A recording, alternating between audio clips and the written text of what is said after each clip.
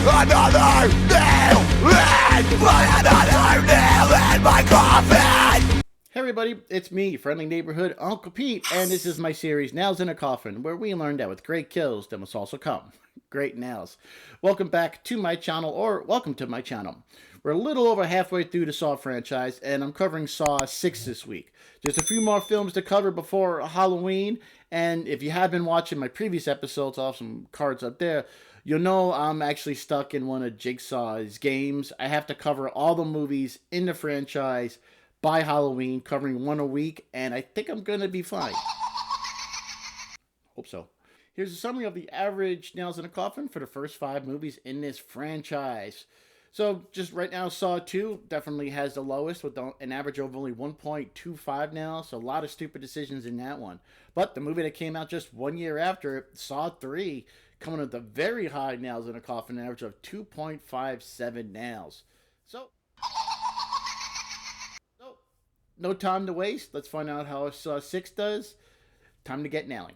Another early set of nails for this franchise. Movie opens up with Simone waking up, locked in a cage with a helmet on, and there's screws on the helmet aimed at her temples. There's another man in a cage across from her, Eddie, in a similar situation. Message from Jigsaw tells them they have 60 seconds to cut off their flesh and throw it on a scale. Whoever sacrifices more will survive, and the other one's going to be killed when the drills on the helmet are pushed into their skulls. Eddie's overweight, and he starts to cut off pounds of flesh from his stomach. Simone, she's too skinny. She can't do that, so she's got no choice but to start cutting off her arm meat. She sees how much Eddie is getting, and she takes a knife that was cutting her arm, puts it down. She knows she needs more, so she picks up a meat cleaver, cuts her arm off at the elbow, and with seconds left, they both put their body parts on the scales, and Simone wins, and the helmet on Eddie's head, the screws turn, killing him. Our first death in Saw 6 was Eddie, and I think he earned himself 2.5 nails in a coffin. Unlike a lot of people in Jigsaw's traps, Eddie didn't wait too long to start getting out of the trap.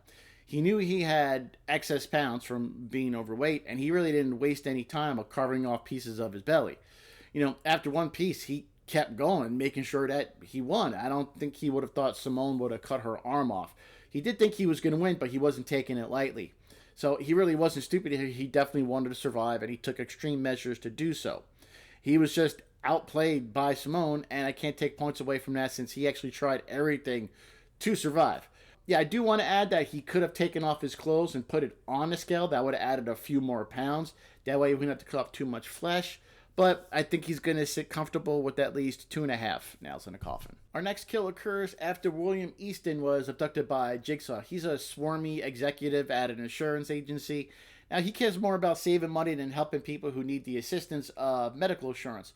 So he and his crew find errors in people's applications so they can deny the coverage. So William, he wakes up and he finds himself trapped in a large, vice-like contraption with the breathing mask on his face.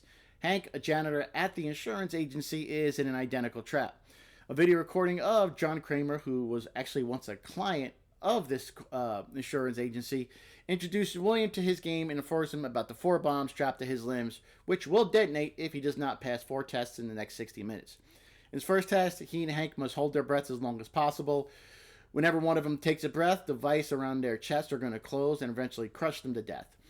For one to win, the other must die. Hank is a heavy smoker. He and William are holding their breath for as long as possible, but due to Hank's smoking, he can hold his breath longer than William, and he's ultimately killed. Hank, I'm awarding him 2.5 nails in a coffin. He tried to hold his breath for as long as he could, but it really was in no situation. He was older, he was a heavy smoker, there really was no way he could win. Jigsaw really was serious about people respecting the lives they had. Hank really didn't do anything stupid once he was in this trap. You know, yes, previously he smoked, but I used to smoke. I smoked for many, many years, quitting over 10 years ago. But I just need a little bit more from someone to give him 3 nails in a coffin, but I really can't fault Hank. So well, I'm going to go in the middle somewhere and give Hank 2.5 nails in a coffin. After Hank was killed, William is released from his trap, and he finds a key to the bombs on one of his limbs. He grabs the key, removes one of the bombs, and then he moves on to the second of his 4 tests. In William's next test, he must pick up the ends of 2 chains connected to 2 small platforms. His father, Clark Allen, stands on one platform while his secretary, Addie, stands on the other. Both of them have nooses made of barbed wire around their necks. To move on, William lets go of one chain to killing one person to save the other. Addie's older. She has a family history of diabetes and a family, actually. But Alan, he's really healthy, but he's got no friends or relatives. William has to decide who gets to live, who gets to die. Eventually, he does decide to save Addie, and he releases a chain that was holding up Alan. Platforms fall back, and Alan is hung to death from barbed wire noose. Alan, I'm going to give him a pass. There was nothing he could do. His life was completely in the hands of William, and I didn't see him do anything wrong in this situation. Now, granted, maybe he was one of William's associates who denied coverages, but that doesn't really affect him in this trap where the outcome was totally out of his hands. So there was nothing he could really do, and when a victim has no choice and their life was totally in somebody else's hands, I'm going to give them a pass. On to William's third test. He next goes into a boiler room, and his company's attorney, Debbie, has 90 seconds to find her way through a maze to retrieve a key and deactivate a device strapped to her body. If she can't do so, the device will shoot a spear through her head and kill her instantly. However, she really can't make it through the maze due to her path being blocked by steam from several pipes. William can help save her by redirecting the steam onto himself, giving Debbie a chance to get through the maze. Eventually, she was able to actually get through the maze, both of them getting burnt horribly from the steam.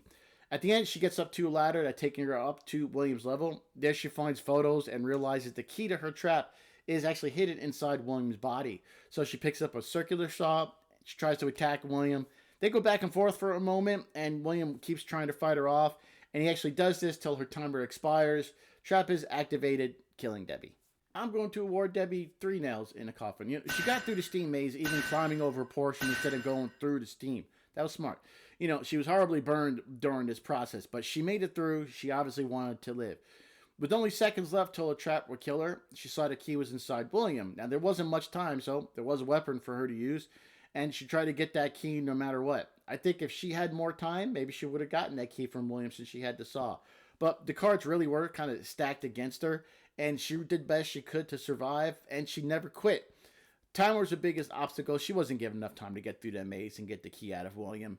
She was destined to fail. However, she did earn herself a solid 3 nails in a coffin. Our next 4 deaths all happened in pretty quick succession. William enters in a room with a carousel with 6 of his associates strapped to it. These are the people who find discrepancies in patients' claims, so they can deny coverage. They're spinning round and round, and when they stop, there's a shotgun pointed at him. William can save 2 of the 6, but to do so, when the carousel stops, and he wants to save someone, he has to stick his hand in the device and press 2 buttons, which will put a spike through William's hand, but it'll raise a shotgun and save people. But Aaron doesn't get saved. He's shot. William saves Emily, then Jenna and Dave are killed, and he saves Shelby at last, and finally Josh is killed. Had to think about this one for a minute. I mean, all of them were helpless in this situation. All they really could have done was beg and plead to be saved. I was going to give all of them a pass since they really couldn't do anything. However, I'm going to each of them 2 nails in a coffin apiece, since they were able to try and quickly convince William to save them. The stress they were under at the time, most of them could just beg, and some didn't really say much else. Aaron begged, Jenna said she was pregnant, Dave was telling William to kill the others because he was the strongest, and, Josh dies at the end since William already saved 2. Now, there really wasn't much any of them could do, but they did have a chance to try and convince. They all try to come up with reasons to be selected, but I couldn't really tell from William why he chose to save who he chose. So instead of giving a pass, I'm going to give each of them 2 nails in the coffin. We take a quick stop at police headquarters where Detective Hoffman is with Agent Erickson, Agent Perez, and Sachi. They're going over evidence from the jigsaw traps. They're breaking down one of the tape recordings to see if they can isolate the voice without distortion. Detective Hoffman knows this is going to blow his cover. As soon as they're about to hear whose voice it is, Detective Hoffman slashes Agent Erickson in the throat with the knife, tosses hot coffee in Agent Perez's face, and then he disables lights in the room. Agent Perez draws her weapon to fire at Hoffman, but Hoffman used Sachi as a human shield, so she was killed, and Hoffman then runs at Perez, stabbing her in the gut, twisting the knife, trying to find out who else knows about him, but it's too late for Agent Perez, and she is killed. 3 more kills happening in a short amount of time. First up, Agent Erickson. I'm going to give him 2 nails in the coffin. He was caught surprised. He had no time to react, and there was no reason for him to think he was in any danger of being at headquarters. So, yeah, I'm going to give him 2 nails in the coffin. Sachi, I'm going to give her a pass. She did nothing wrong. Everything happened very fast. She was picked up by a bigger, stronger Hoffman who used her as a human shield. Nothing really she could have done whatsoever. Her life was totally in the hands of Hoffman using her as a shield. So I'm going to give her a pass. Now, it was Agent Perez who was firing blindly into a room. That was pretty freaking stupid, which is why she gets one nail in the coffin. There was a lot she could have done to try and gain control of the situation. May not have worked, but she definitely picked a stupid thing to do, is to start firing her weapon in a dark room where she was blinded, hoping that she would hit somebody. That's why I'm giving Sachi a pass, because of Agent Perez's stupid decisions, and Agent Perez gets one nail in the coffin since she really botched that entire thing. We're at the final kill in the movie. William reaches the final room of his test just before the timer expires, and he finds himself between two cages. His sister Pamela is in one cage, and in the other are Tara and Brent Abbott, the widow and son of Harold Abbott, who died from heart disease. His treatment coverage was actually denied by William, and his treatment would have saved Harold's life. A video of John Kramer turns on.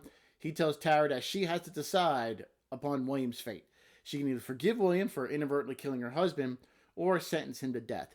She's thinking about it with her hand on the lever, but she can't bring herself to do it. However, Brent, avenging his father, angrily pulls the lever, selecting for William to die. A metal grate swings down from above, piercing William's body with numerous needles, and hydrofluoric acid is injected into his body, causing him to die painfully, dissolving from the inside out. The last set of nails are going to William, and he gets 1.5 nails in a coffin. Now, hear me out on this one.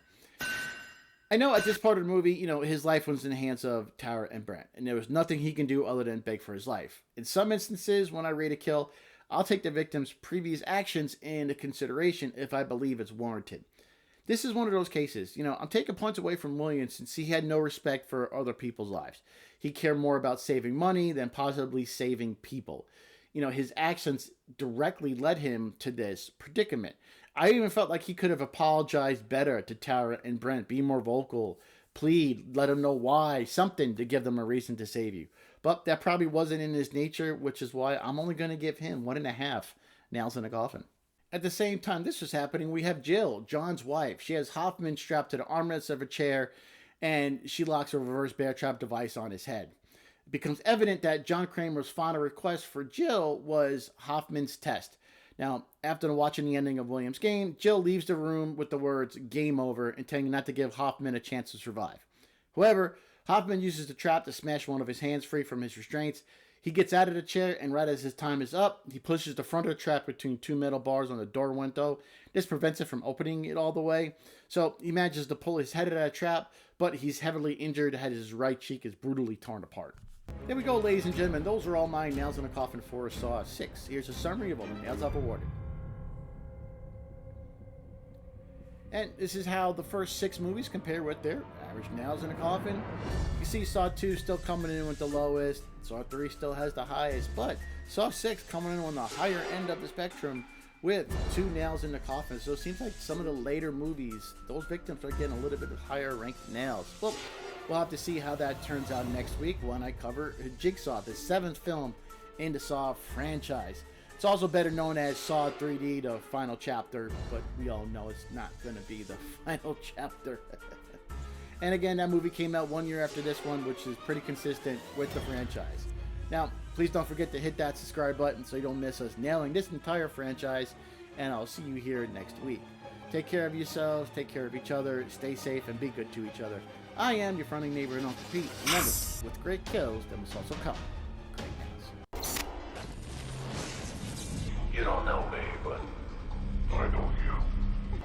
I want to play a game.